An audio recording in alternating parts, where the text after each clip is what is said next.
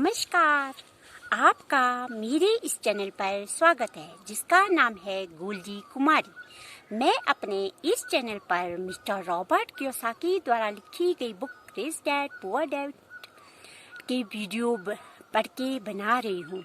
अब तक मैंने इसकी प्रस्तावना अध्याय नंबर 1, सबक नंबर 1, अध्याय नंबर 2, सबक नंबर 2, अध्याय नंबर 3, सबक नंबर 3 के वीडियो बना दिए हैं। आज मैं अध्याय नंबर 3 और सबक नंबर 3 का सार पढ़ के सुनाऊंगी।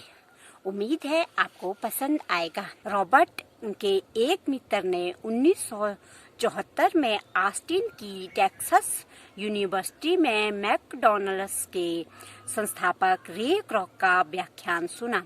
बाद में रे विद्यार्थियों के साथ उनके प्रिय स्थान पर बियर पीने जाने के लिए सहमत हो गए।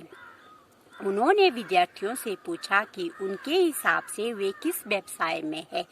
पहले तो विद्यार्थी हंसे और फिर उन्होंने जवाब दिया कि जाहिर है कि वे हैमबर्ग बेचने के व्यवसाय में है। लेकिन रे ने उन्हें बताया कि वे हैमबर्ग व्यवसाय में नहीं है बल्कि रियल एस्टेट व्यवसाय में है।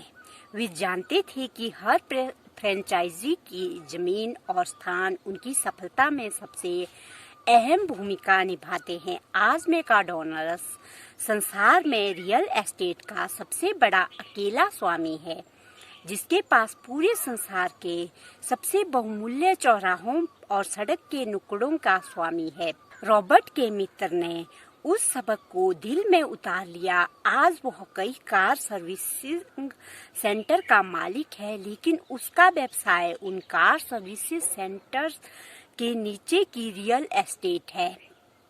बहुत सारे लोग दूसरों के खातिर काम करते हैं। उनके नियोक्ता सरकार, टैक्स और बैंक मॉर्गेज। रे क्रॉक और अमीर डैडी अमीरों का रहस्य क्रमांक 3 जानते थे। अपने खुद के काम पर ध्यान केंद्रित करें। अपना पूरा जीवन किसी दूसरे की खातिर काम करके बर्बाद ना करें। आपके पेशे और आपके व्यवसाय में बड़ा फर्क होता है। अक्सर रॉबर्ट लोगों से पूछते हैं कि आपका व्यवसाय क्या है, और वे जवाब देते हैं, ओह मैं बैंकर हूँ। फिर वे उनसे पूछते हैं क्या वे बैंक के मालिक है, और वे आमतौर पर प्रतिक्रिया करते हैं, नहीं नहीं मैं वहाँ काम करता हूँ। इस प्रकरण में उन्होंने अपने पेशे को गलती से अपना व्यवसाय समझ लिया है। उनका पेशा बैंकर का हो सकता है, लेकिन उन्हें अब भी उनके खुद के व्यवसाय की जरूरत है। बहुत सारे लोग किसी दूसरे के व्यवसाय पर ध्यान केंद्रित करने और उन्हें अमीर बनाने में अपना जीवन बिता देते हैं। अपने व्यवसाय पर ध्यान केंद्रित करने का मतलब कोई कंपनी शुरू करना नहीं है। हालांकि कुछ लोगों के लिए यह हो भी सकता है। इसके बजाय आपका व्यवसाय आपकी आय वाले नहीं, संपत्ति वाले कॉलम के गिर्द घूमता है। प्रोफेशनल या बेहतर नौकरी से आपको ज्यादा वित्तीय दृष्टि से सुरक्षित बनने में मदद मिलेगी। जब अतिरिक्त पैसे का इस्तेमाल आय उत्पन्न करने वाले संपत्ति को खरीदने के लिए किया जाए, ज्यादातर गरीब और मध्यम वर्गीय लोग वित्तीय दृष्टि से रूढ़िवादी होते हैं। इसका मुख्य कारण यह है कि उनके पास कोई वित्तीय बुनियाद नहीं होती है। उन्हें अपनी नौकरी से चिपके रहना होता है और खेल को सुरक्षित तरीके से खेलना होता है। वे जोखिम लेना बहन नहीं कर सकते, और जब मुश्किल समय आते हैं तो लोगों ने जिन चीजों को संपत्ति माना था, वे किसी वित्तीय संकट से बचने में उनकी कोई मदद नहीं करती है।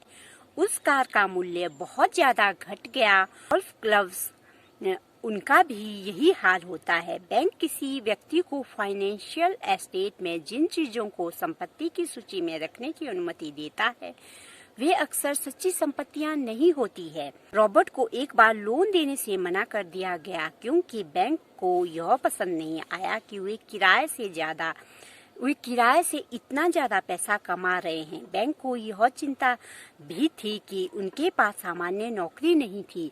लेकिन जब रॉबर्ट ने सूट, आर्ट कलेक्शन और अन्य व्यक्तिगत चीजों को संपत्ति की सूची में शामिल किया, तो बैंक वालों को कोई दिक्कत नहीं हुई। नेटवर्थ वो पैमाना नहीं है जो लोग सोचते हैं कि यह है। लोग जिन ज्यादातर तथाकथित संपत्तियों के आधार पर अपनी नेटवर्थ तय करते हैं वे उतनी मूल्यवान नहीं होती है जितना कि वे सोचते हैं, या अगर उनका मूल्य बढ़ गया तो होने वाले मुनाफे पर टैक्स लग जाएगा। इसलिए रॉबर्ट लोगों से कहते हैं कि वे अपने खुद के व्यवसाय पर ध्यान केंद्रित करें, दिन की नौकरी करते रहें लेकिन अपनी संपत्तियां खरीदना शुरू करें। दायित्व या व्यक्तिगत चीजें नहीं, जिनका घर लाने के बाद कोई सच्चा मूल्य नहीं रह जाता है। व्यय को कम रखें, दायित्व कम करें और मेहनत से ठोस संपत्तियों की नींव बनाएं। अभिभावकों को अपनी संतानों के घर छोड़ने से पहले उन्हें यह सिखाने की जरूरत है ताकि वे समझ सके कि सच्ची संपत्ति क्या है। इसके फलस्वरूप वे खुद को कर्ज की जीवन शैली में नहीं फंसने देंगे। रॉबर्ट कहते हैं कि असली संपत्तियां निम्न श्रेणियों में आती है। एक ऐसे कारोबार जिनमें मुझे मौजूद रहने की जरूरत नहीं है, मैं उनका मालिक अवश्य हूँ, लेकिन दूसरे लोग उनका प्रबंधन करते हैं या उन्हें चलाते हैं। अगर मुझे भी वहाँ काम करना पड़े तो यह कारोबार नहीं होगा, यह तो नौकरी बन जाएगी।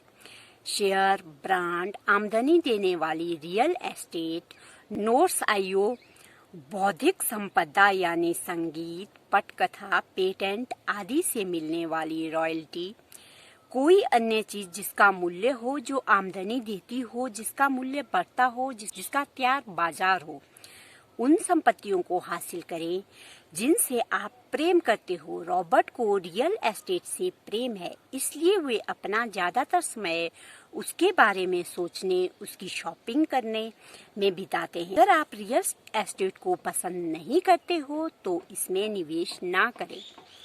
रॉबर्ट छोटी नई कंपनियों के शेयरों से भी प्रेम करते हैं क्योंकि वे खुद एक उद्यमी है। कुछ लोग इतनी कम पूंजी वाली कंपनियों के जोखिम से घबराते हैं, लेकिन रॉबर्ट इन्हें दौलत बनाने की जगह के रूप में देखते हैं।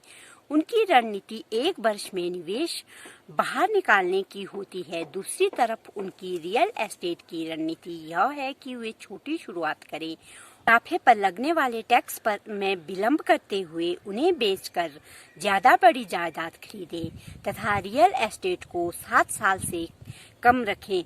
मरीन और जिरोक्स के लिए काम करते समय भी रॉबर्ट ने अपने व्यवसाय पर ध्यान केंद्रित रखा। वे दिन की नौकरी करते रहे लेकिन वे अपनी संपत्ति वाले कॉलम में सक्रिय रहे और रियल एस्टेट और छोटे शेयरों में कारोबार करते रहे। उन्होंने अकाउंटिंग और कैश मैनेजमेंट को जितना ज्यादा समझा, वे निवेशकों का विश्लेषण करने और अंततः अपनी खुद की कंपनी बनाने में उतने ही बेहतर बनते चले गए। वे लोगों को कोई कंपनी शुरू करने की सलाह नहीं देते हैं जब तक कि वे उसमें सचमुच ऐसा करने की इच्छा ना हो।